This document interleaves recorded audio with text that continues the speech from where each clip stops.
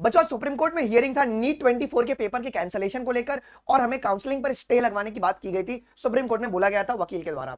But supreme court के जजेस ने जो है इस प्ली को कैंसिल कर दिया, मतलब रिफ्यूज कर दिया, और उन्होंने ये बोला कि भैया हम तो स्टे तो नहीं लगाएंगे काउंसलिंग पर। रही बात जो सेंटिटी एग्जामिनेशन की, वो तो कहीं ना कहीं आपकी गड़बड़ हुई है, इसके लिए हम एनटीए को कुछ समय देना चाहते हैं। जब एनटीए से समय मांगा गया तो एनटीए ने भैया 8 जुलाई तक का वहां पे समय उनको दिया गया, और 8 जुलाई के बाद उसको रेगुलर बेंच में सुना जाएगा। और अगर और एक ऐसा डिस्कशन हुआ जहां पे वकील जो कहते हैं कि ठीक है आप स्टे तो लगवा दीजिए एटलीस्ट, तो जजेस ने ये बोला कि अगर आप ज्यादा इसमें डिस्कस करोगे तो हम ये जो प्ली आपका हरदम के लिए डिसमिस कर देंगे जी। अब ये पूरा मैटर क्या हुआ है ना, मैं आपको बहुत ही शॉर्ट टाइम में बताऊंगा, और हमें अब आगे क्या करना चाहिए। ओके, क्या हमें अभी मतलब इसी केस में रीनीट के आड़ में रहना चाहिए या हमें आगे मूव ऑन करना पड़ेगा। ओके, मैं पूरा इस सभी के बारे में डिस्कस करूंगा, और यहाँ पे और कौन कौन से कोर्ट्स की जो जजमेंट है वो आज आने वाली है जी।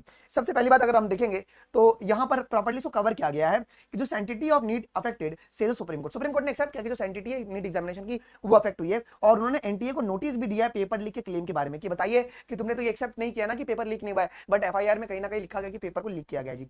तो Supreme Court on Tuesday issued a notice to a National Testing Agency on a plea seeking a fresh NEET UG 24 examination amid allegation of paper leak. लोगों ने पिटीशन नहीं डाला था ना कि भैया पेपर का वापस से कंडक्ट करा जाए पेपर लीक के बेसिस पर जी। तो कोर्ट ने भी क्या बोला, तो court also said that sanctity of the NEET examination has been affected, we need a answer. Court ने बोला कि भाई ये बात सही है कि जो सैंक्टिटी एग्जामिनेशन की वो ब्रिच हुई है, तो हमें इसका जवाब चाहिए जी।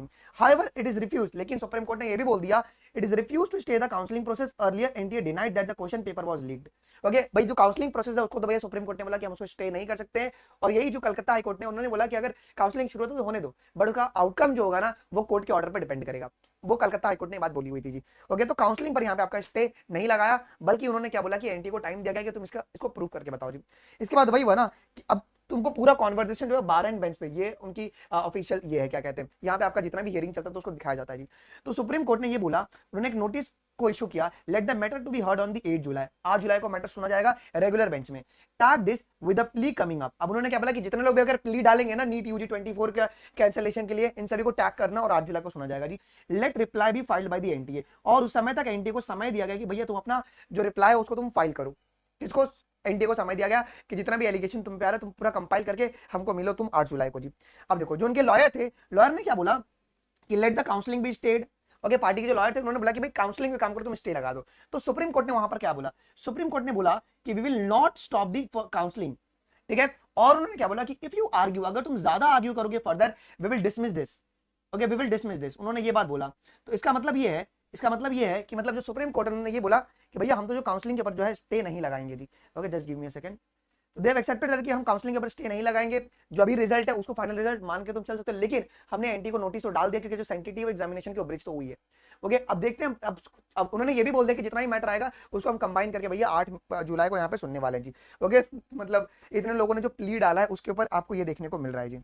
ठीक है, चलिए जी। तो ये पूरा आपके पास जो था वो जजमेंट कॉपी था जी। क्या लास्ट में अपन पढ़ेंगे, ये लाइन अपने लिए बहुत इंपॉर्टेंट है, क्या कि we will not stop the counselling, we will not stop the counseling if you argue further we will dismiss this, the court remarked। ये कोर्ट का ये था, ठीक है। और कोर्ट ने क्या बोला कि भैया मैटर को 8 जुलाई को तभी सुनेंगे जब आपका एंटी जो प्रॉपर्ली रिस्पांस फाइल देगा, मतलब रिस्पोंडेंट को भी समय दिया जाए कि वो अपना, क्योंकि देखो कोर्ट है ना हमारे इस पे नहीं चलता है ना कि मैं जो बोल रहा हूं उसी पे चलेगा, कोर्ट दोनों पक्ष सुनता है, पक्ष विपक्ष दोनों को सुन के वो फैसला देगा।